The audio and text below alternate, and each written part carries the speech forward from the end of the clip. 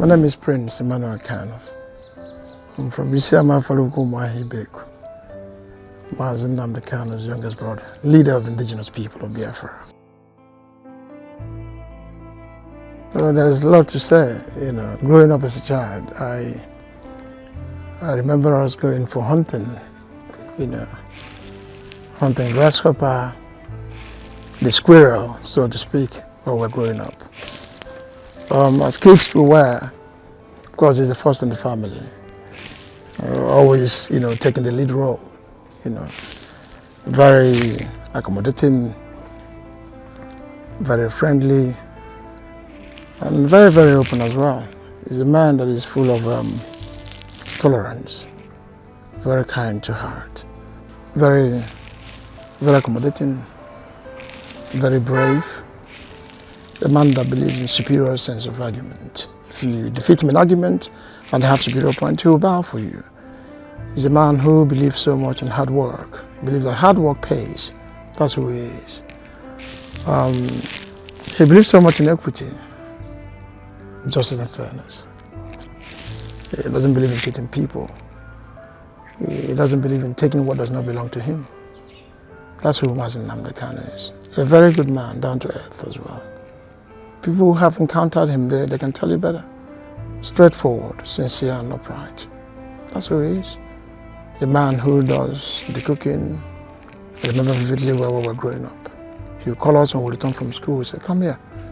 You see him prepare the rice and beans. He's a very good cook anyway. Prepare rice and beans, and he will serve us, make sure we're well fed. Then he'll take us to the private room for lesson. You dare not mess up. If you don't follow, you become properly well. That's who he is. He wants the best, for his younger ones and for every other person around him. That's who Mazi Nnamdi Kanu is. He doesn't hold anything too firm.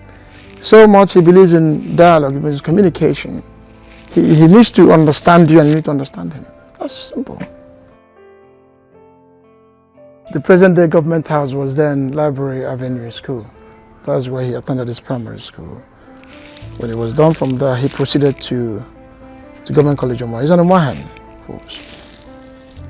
When he was done, he wrote JAMB and got admission to University of Nigeria in Soga. Then he was about to study geography. He said he intended being a pilot. With the incessant strike and the rest of it, he called my father one day and said, look, I'm not going to continue with all these delays every day. That's not going to have it.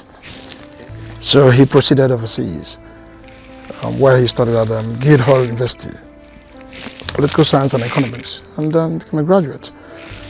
And that's it. He's a comfortable man, in the UK, had his jobs, making his money, his properties and all of it while he was in the UK. And then a time came, he said that God has called him, Chukwuka has called him to lead his people, and that's when he came out. Of course, all we did was to bless him. He had all our support. Everybody was involved in it. He said, okay, if Elohim has spoken, who are we to say no?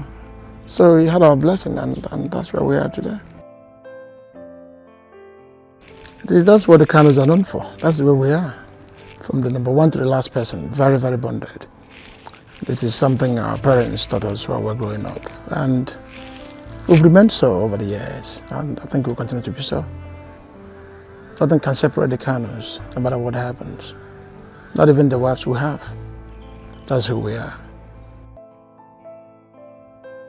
Well, of course, you and I know that they have passed on. They both taught us so much how to love people, respect people. Even when you find yourself in a very difficult situation, they taught us how to navigate through it. And that is one thing we remain grateful for today. We were properly raised from both parents.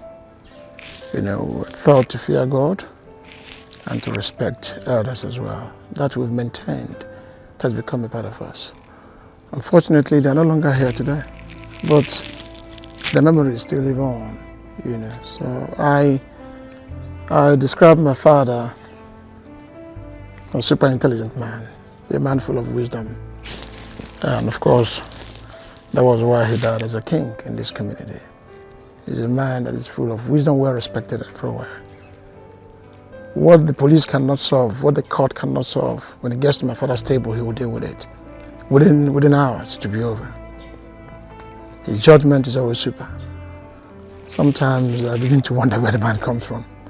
Somebody with so much respect. Of course, my mother is a woman who never started evil.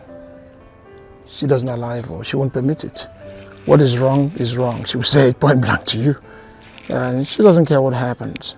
Very blunt and very direct, but also very sincere and extremely kind. That's who they are. Of course, it was a very difficult experience because I was the only person here at home when my mother passed on. But she died in Germany. I flew to Germany, fought very hard, brought back her corpse here. Kept it to myself for so many months. I refused to discuss with my younger ones. I mean, my senior sister and the last born, and most of my relatives as well, because I was so scared what would happen if they get to know that my mother has passed on. I remember the day Mazi Nnamdi Kanu called me. It was around August, if I'm not mistaken, 28th or 29th of August, 2019. But my mother has passed on. So I remember very well that day he said I should leave my room, come down to the parlor so he could talk to me. Soon after he finished talking to me, it was like me against the world. When I got back to the room, my wife was like, "What's wrong with you? Why are you not talking, why you don't want to eat and all of that?" I said, "Nothing, I just had a chat with my brother." But then my mom has passed on, so I had a lot to deal with, even within the community. I didn't open up to anybody, I kept that to myself until such a time. I had to navigate, find a way to speak to my sisters so they could come down. Eventually, I did that. And then, of course, when I broke the news, they were able to absorb it. That's what happened. But very painful, of course. And the reason why we've remained together is that we were taught very well. We believe in order of seniority. For the fact that my parents are no longer here doesn't mean we'll go astray. Then that has brought us a lot more closer, so respect each other and do things accordingly. That's something we need to do all the time.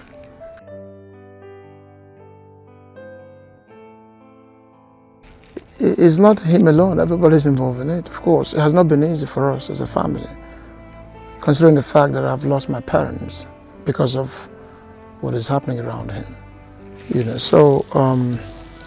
Hasn't been easy. We've been heartbroken on so many occasions.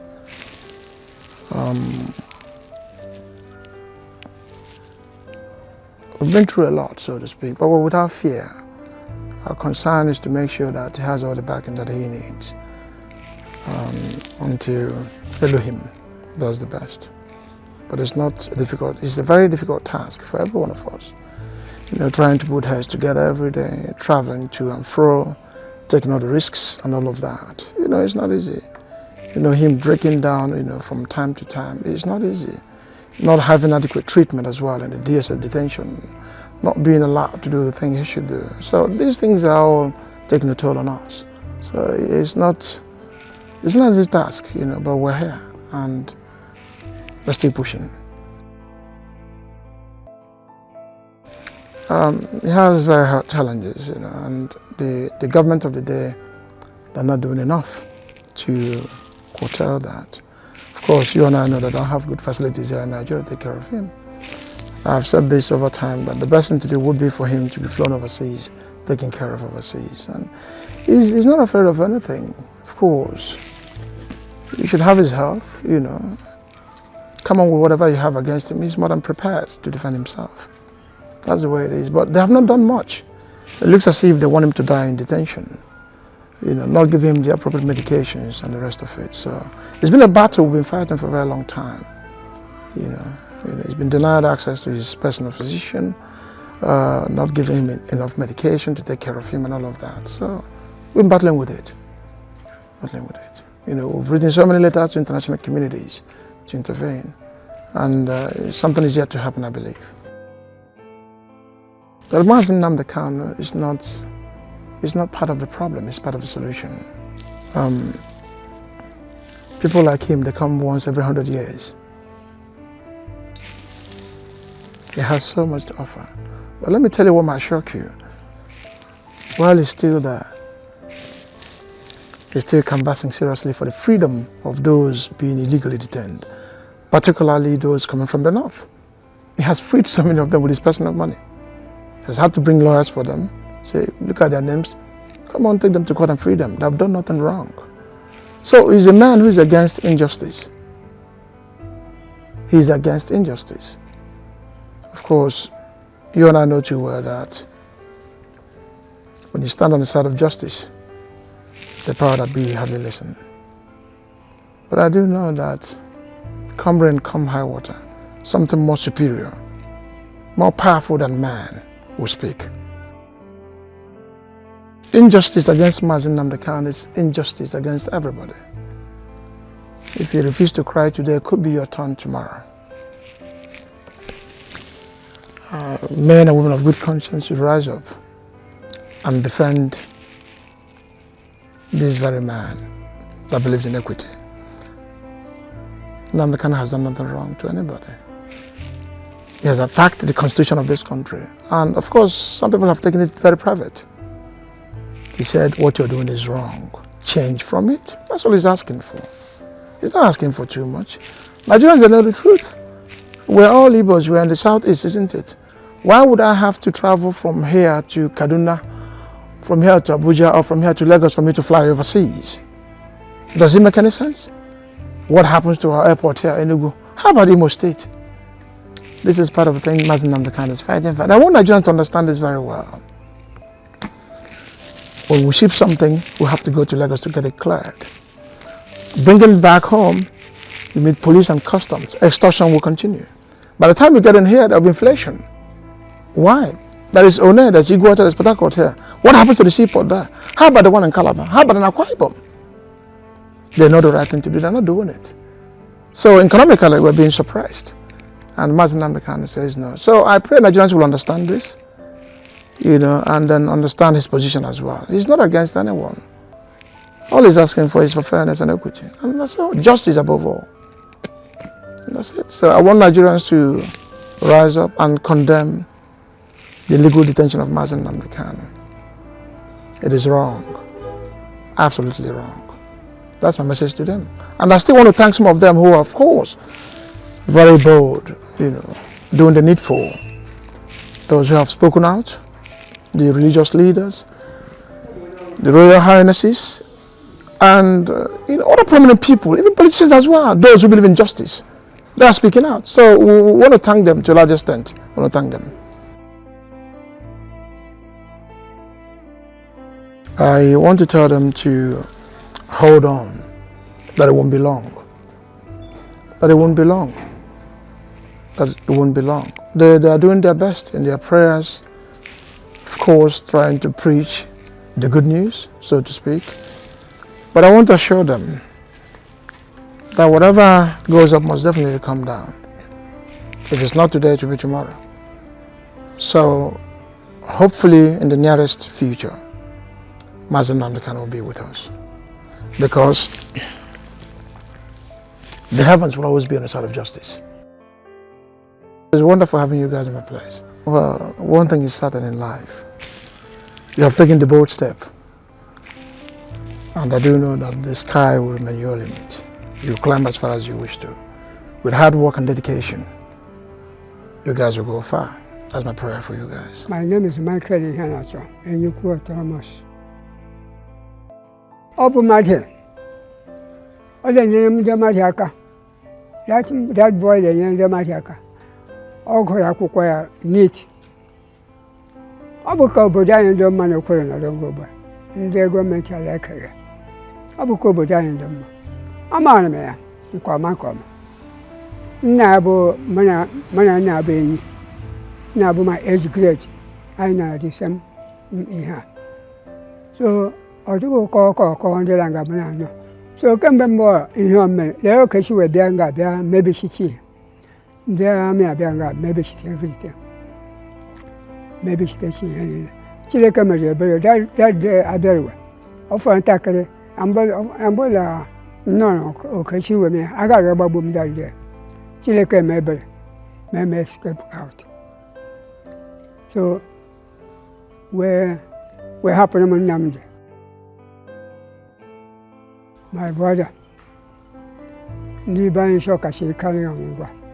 Ndenje Nnamdi Kanu. Among him. And what a man we have refugee because that man is you. About I have for you. About I have for Nnamdi Kanu. About Johnny Galadoma. He had a with them come basically about over the Burnick and my baby off Bobbler. There matter condition. I will come back and actually educated. I be quite Arab people and make the fire. I shall overcome Benjo to her. I be quite harder. I shall overcome Benjo to her. I be quite harder. Nah, I with them cook. I'm a worker happier way, or the human, because we're happier. I'll give my way, I'll give me a good thing in Nigeria. I'll give Nigeria, more happier. Alphaspintv.